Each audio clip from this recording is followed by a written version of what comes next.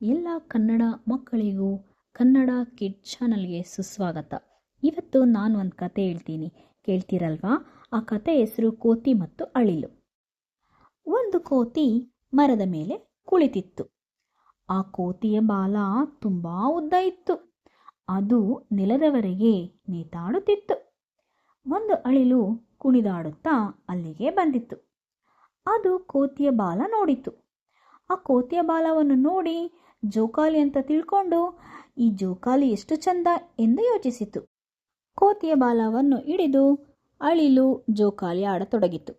ಕೋತಿಗೆ ಆಗ ಕಚಗುಳಿ ಇಟ್ಟಂಗಾಯಿತು. ಅದು ಕೆಳಗೆ ನೋಡಿತು ಮತ್ತು ನಗುತ್ತಾ ಹೇಳಿತು, ತಂಗಿ, ಏನು ಮಾಡುತ್ತಿರುವೆ? ನನಗೆ ಕಚಗುಳಿಯಾಗುತ್ತಿದೆ. ಇದು ನನ್ನ ಬಾಲ, ನೀನು ಅನ್ಕೊಂಡಾಗೆ ಇದು ಜೋಕಾಲಿ ಅಲ್ಲ ಅಂತ ಹೇಳಿತು.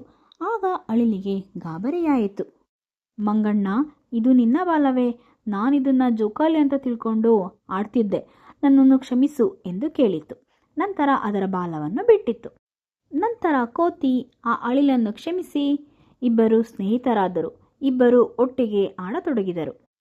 ಮಕ್ಕಳೇ, ಈ ಕತೆ ನಿಮಗೆ ನಗು ಬರಿಸ್ತಾ? ಹಾಗಾದರೆ ಹೀಗೆ ನಗ್ತಾ ಇರಿ, ಖುಷಿಯಾಗಿರಿ. ಮತ್ತೆ ಇನ್ನೊಂದು ಕಥೆಯಲ್ಲಿ ಭೇಟಿಯಾಗೋಣ.